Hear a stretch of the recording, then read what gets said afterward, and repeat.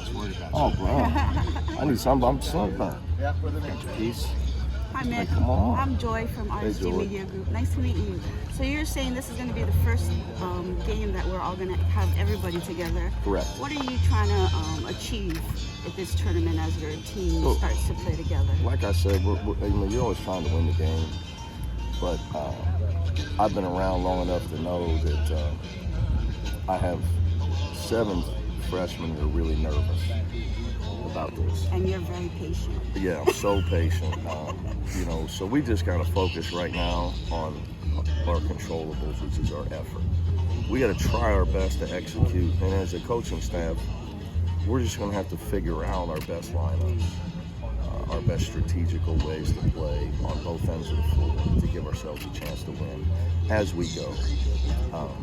But it would have been nice to have everybody all summer and in Europe, which was the plan, to try to advance and speed up the process, right? But we didn't have a Diane Burke in the summer, and we didn't have a Dem. So then we didn't have them in the fall either. With the scrimmage and the exhibition game. So we didn't have a Dem for a lot of practice. He didn't start practice until full speed till a couple of weeks before the season. So even he is still finding his rhythm. And for the kids, the mental health part of not being clear is a real issue. Oh, I bet. And I understand, look, we have to have rules. I'm not blaming anybody. It's just a side effect of it. When you're a kid and you're thousands of miles from home, and you're in a totally different environment, and am I even going to play? And you got this short Irish guy that you met a year ago telling you, trust me, you're going to play. But I'm a short Irish guy that I met a year ago. I'm not, they haven't known me the whole life. It's easy for me to say that to them. So it's been tough on those two kids, and their, how focused were they in the fall, not knowing their situation. But let's throw all that out. You got a whole bunch of new guys. They need time to play together. They just do. We need guys. Even our returning guys are sophomores, and our veteran player with the most minutes played for Utah last year. So we're just a work in progress, which is just the way everybody goes through this at some point. It was just our time. Okay, well, you can show. What was the issue there, and then how good is he as a player? I've never seen him. Well, he's 6'9". He can play the inside out, 3 or 4, and he's a veteran guy. So one of the problems with our freshmen is they're throwback freshmen, meaning I have 4 18-year-olds. They're not at the double redshirt era in the United States. Burke's our old freshman at 19. So he is our older freshman at 19. International guys come over younger. Yes, and he tried to come to UCLA last September. So we tried to get him in school last September. There just wasn't enough time. It would have been great to have him. This would have been his second year. But he's versatile. In fact, I don't want to compare anybody to Jaime. That's not fair. But he can play in and out. He's much taller than Jaime. But he has more experience than any of our young guys. So he was the best player on the Turkish 20 and under and 19 and under teams. This past summer, he played for both. And then they brought him to their Olympic team training camp for a week. So that tells you what they feel, what they think about it. I know you've done sort of this whole international, whether you want to call it a pivot or whatever you want to call it, but there's a lot, as you're saying, there's a lot of hoops to jump through and a lot of variables that you don't control.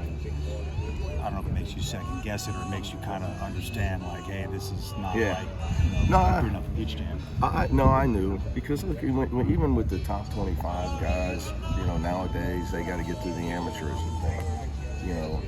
The NCAA's asking, why did you post this picture and you were at this workout, at St. Monica's, so it's just, when you recruit anybody at the high level, there's always questions. But I knew going in that Burke and Adai, we were going to have to deal with some stuff. There's nothing about this that makes you say, well, maybe the international thing isn't worth it. Like, you're committed. Yeah. Well, look, we're trying to put the best team we can together, under the current system. And, everybody doesn't have the biggest collective. So everybody's not going to be able to be in the bidding for Shohei Ohtani.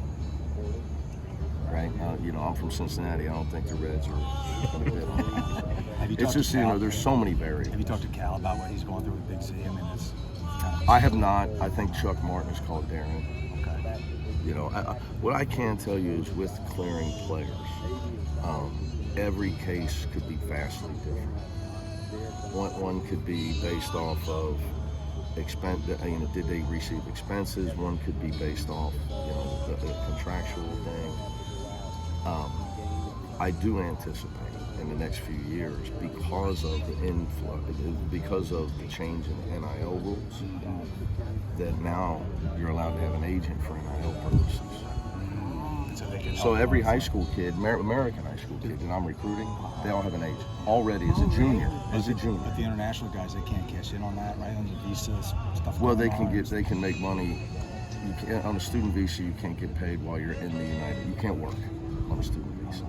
So my contention would be, and there's other people working on this stuff, like they should be on an entertainment visa because they're not a regular student.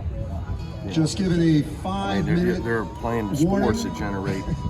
Because the coaches are getting into their practice schedule. So, like, Shakira, when she's running around UCLA where she took some classes, she's on an entertainment visa. So our guys should be, I think if you're a high-level basketball player and playing in a revenue sport, you should be on an entertainment visa, which would alleviate that problem. I think, that'll all get sorted out. But I think the NCAA is headed for change. They know it with NIL, and you're allowing your son to have an agent. But for NIL purposes, only. But so you can fly him to New York, pay for him to work. You pay for all this stuff for NIL reasons. When we know it's basketball reasons. So there's just so many things I think the NCAA is trying to work through that people didn't realize when the NIL is a good thing and all that stuff. The ripple effect on the rule book is immense. And you can't get mad at them. They're trying to figure it out as they go. So I think you'll see a lot of rules adjustments that'll help the European players. Appreciate you. You got it, buddy. You expecting Dylan to be good to go for tomorrow? Yeah. Okay. And as far as Burke, just not having those bye games to get him ready. Yeah. And having to be thrown into the fire. Well, and exhibition and scrimmage. So he's missed 5. People are even he's missed 5 opportunities to play. He got cleared at 9 a.m. The morning after our last game, so I was frustrated with that. He could have easily played the night before, just to get some, just to get his feet wet. How can you bring him along in a tournament like this? Look, to tell you the truth, they're all nervous, not just him. All these kids are all freshmen. I don't care where they're from.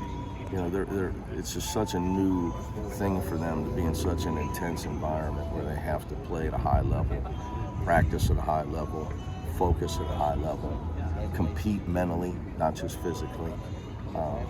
So it doesn't matter where they're from, So I don't think it's any different for Burke.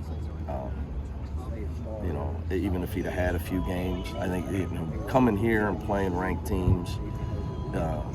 I think all of our guys, like you say, the only guys that have started in college basketball in a game like this would be Lazar and Adele. Right. So it's just our reality. It's the way it is.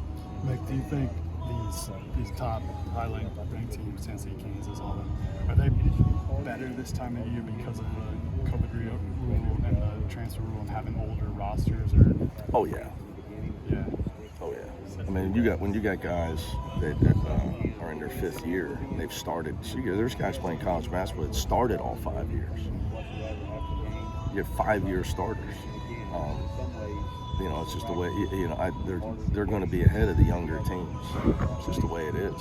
Everybody looks at this field and is like, it's incredible, but it's even a higher level because of that. Yeah, I think especially early in the year, you got some guys like Coach Self was talking about. That McCullough, is he doing his 5th? You get veteran guys. Look, I'm not complaining because I was the beneficiary. You got veteran guys early in the year, like Jaime and Tiger and David and those kind of guys. It's a big advantage. All right, guys. Thanks, Mick.